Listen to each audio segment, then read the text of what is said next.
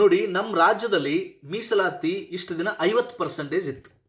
ಈಗ ಅದನ್ನ ಏನು ಮಾಡಿದ್ದಾರೆ, 56% ಮಾಡಿದ್ದಾರೆ. 56% ಆಗಿದೆ.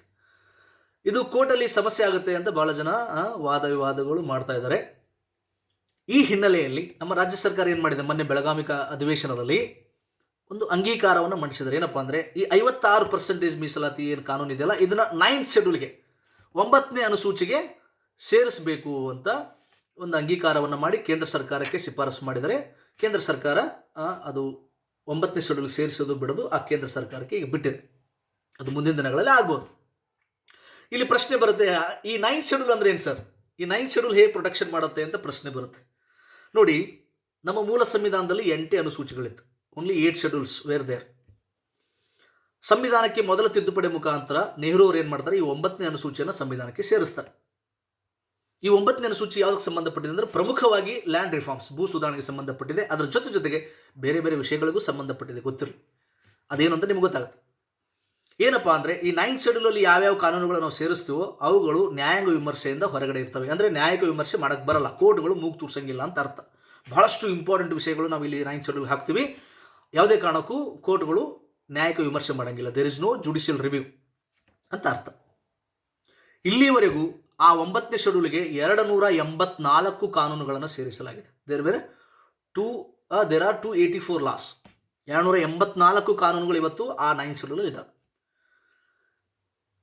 ಅಂದರೆ ಇಲ್ಲಿ ನ್ಯಾಯಾಂಗ ವಿಮರ್ಶೆ ಇಲ್ಲ ಅಂತ ಅರ್ಥ. ಆದರೆ ಇಲ್ಲಿಗೆ ಮುಗಿಯಲ್ಲ. ಟ್ವಿಸ್ಟ್ ಇಲ್ಲಿದೆ ನೋಡಿ. 2007ರಲ್ಲಿ ಸುಪ್ರೀಂ ಕೋರ್ಟ್ IR ಕೊಯ್ಲೋ ಕೇಸ್ ಅಂತ ಬರುತ್ತೆ. IR ಕೊಯ್ಲೋ ಕೇಸ್ ಅಂತ ಬರುತ್ತೆ. ಆ ಪ್ರಕರಣದಲ್ಲಿ ಸುಪ್ರೀಂ ಕೋರ್ಟ್ ಏನಂತ ಹೇಳಿದೆ ಅಂದರೆ, 1973 ಅಂದರೆ 1973ಕ್ಕಿಂತ ಹಿಂದೆ ನೀವು ಯಾವ್ಯಾವ ಕಾನೂನುಗಳು ಆ 9ನೇ ಶೆಡ್ಯೂಲ್ ಸೇರಿಸಿರಲ್ಲ ಅವಕ್ಕೆ ನ್ಯಾಯಿಕ ವಿಮರ್ಶೆ ಇಲ್ಲ. ಆದರೆ 1973ರ ನಂತರ, ಅಂದರೆ ಅಲ್ಲಿ ಕೇಶವಾನಂದ ಭಾರತಿ ಕೇಸ್ ಅಂತ ತಮಗೆ ಗೊತ್ತಿರುತ್ತೆ. Kesavananda Bharati versus state of Kerala ಅಂತ ಒಂದು ಕೇಸ್, ಭಾಳ ಫೇಮಸ್ ಕೇಸ್.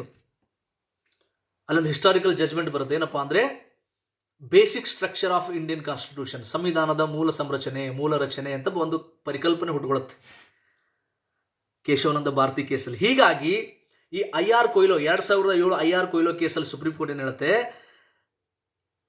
1973ಕ್ಕಿಂತ ಮುಂಚೆ, ಅಂದರೆ ಕೇಶವಾನಂದ ಭಾರತಿ ಪ್ರಕರಣ ಬರೋಕ್ಕಿಂತ ಮುಂಚೆ ಯಾವ್ಯಾವ ಕಾನೂನುಗಳು ನೀವು ಸೇರಿಸಿರಲ್ಲ 9th ಶೆಡ್ಯೂಲ್ಗೆ, ಅವು ನ್ಯಾಯಿಕ ವಿಮರ್ಶೆ ಒಳಪಡಲ್ಲ. ಎಸ್.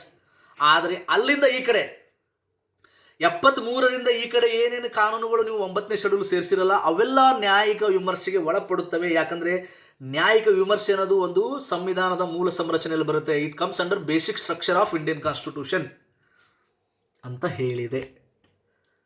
ಸೊ ಈಗ ನಾನು ಅಭಿಪ್ರಾಯ ವ್ಯಕ್ತಪಡಿಸಲ್ಲ, ನೀವೇ ಅಭಿಪ್ರಾಯ ತಿಳ್ಕೋಬೇಕು. ಈಗ ನಮ್ಮ ರಾಜ್ಯದಲ್ಲಿರುವಂಥ 50% ಮೀಸಲಾತಿಯನ್ನು 56 ಮಾಡಿದ್ದಾರೆ. ಈಗ ಅದನ್ನು ಕೇಂದ್ರಕ್ಕೆ ಶಿಫಾರಸು ಮಾಡಿದ್ದಾರೆ 9th ಶೆಡ್ಯೂಲ್ ಸೇರಿಸಿ ಅಂತ. ಇನ್ ಕೇಸ್ ಒಂದು ವೇಳೆ ಕೇಂದ್ರ ಸರ್ಕಾರ 9th ಶೆಡ್ಯೂಲ್ ಸೇರಿಸಿದ್ರು ಅನ್ಕೊಂಡ್ಮೇಲೂ ಅದಕ್ಕೆ 100% ಪ್ರೊಟೆಕ್ಷನ್ ಇಲ್ಲ ಅನ್ನೋದು ತಮ್ಮ ಗಮನಕ್ಕೆ ತೊಗೊಂಡ್ಬಿಡ್ತೀನಿ. ಯಾಕಂದರೆ ಅದು ನಡೆದು ಬಂದ ಇತಿಹಾಸ ನಿಮ್ಗೆ ಹೇಳಿದೆ ನಾನು. Okay, I hope 9th schedule ಏನು ಅಂತ ಅರ್ಥ ಆಗಿದೆ ಅಂತ ಭಾವಿಸ್ತೇನೆ. ಥ್ಯಾಂಕ್ ಯು, ಧನ್ಯವಾದ.